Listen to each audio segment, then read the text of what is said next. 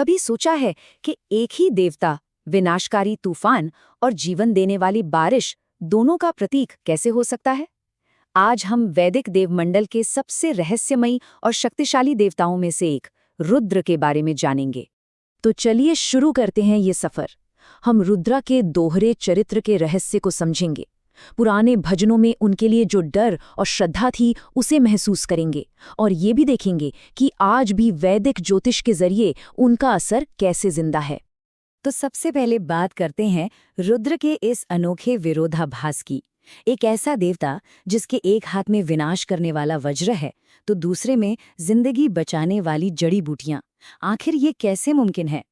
यही तो वो सवाल है जो हमें इस सफर पर आगे ले जाता है। एक विनाश करने वाली शक्ति भला इलाज का जरिया कैसे बन सकती है? आइए इस पहेली को सुलझाने की कोशिश करते हैं।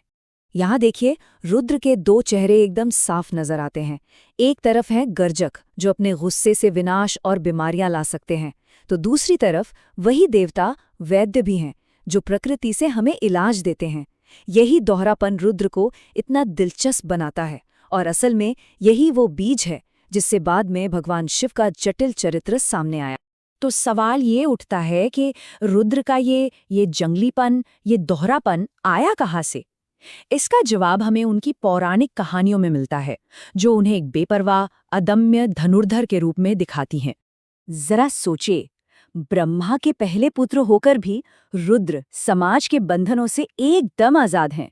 वो पहाड़ों और जंगलों में घूमते हैं, उनकी जटाएं जंगली हवा में लहराती हैं और उनका धनुष वो जिंदा सांपों से बना है।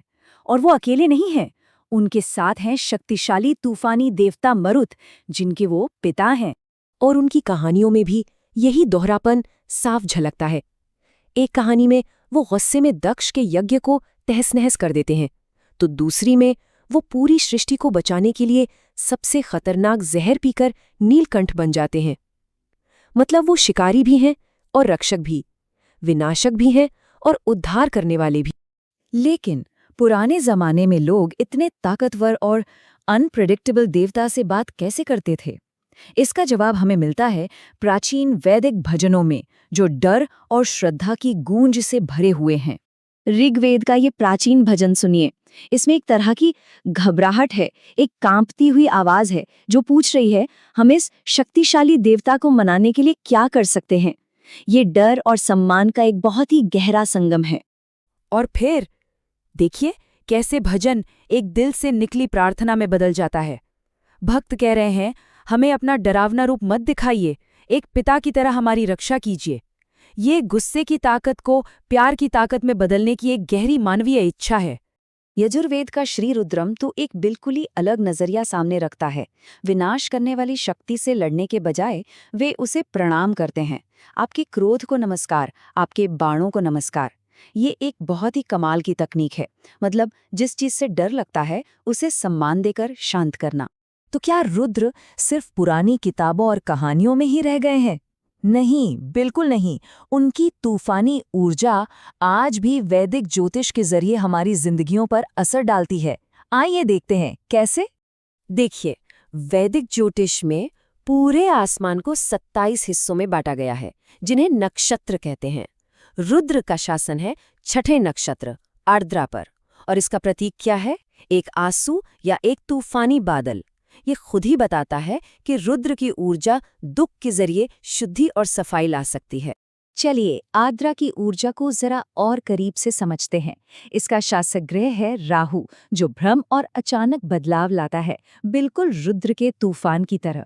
इसका तत्व है वायु, जो हमारे मन के अंदर उठने वाले तूफानों को दिखाता है। और इसकी शक्ति वो है रौद्र शक्ति, यानी पहले नष्ट करने और फिर से नया बनाने की शक्ति। तो इसका मतलब क्या हुआ? इसका मतलब ये कि जिन लोगों की जिंदगी पर आर्द्रा का गहरा असर होता है, उनमें अक्सर रुद्र की ऊर्जा झलकती है।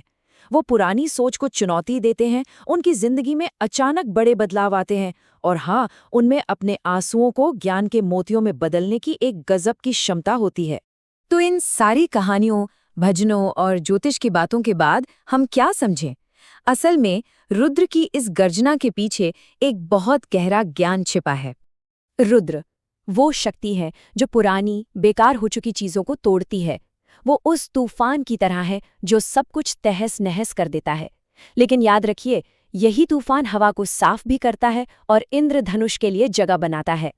रुद्र की विनाश लीला का एक मकसद है जो कुछ भी नकली है, झूठा है, उसे खत्म करना और आखिर में हर चीज को शुद्ध करके एक नई शुरुआत देना।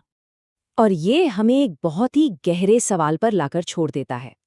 जैसे रुद्र पुरानी और सड़ी गली चीजों को हटाते हैं ताकि नई जिंदगी पनप सके, वैसे ही अपने खुद के नवीनीकरण के लिए अपनी जिंदगी में किन पुरानी चीजों को साफ करना जरूरी है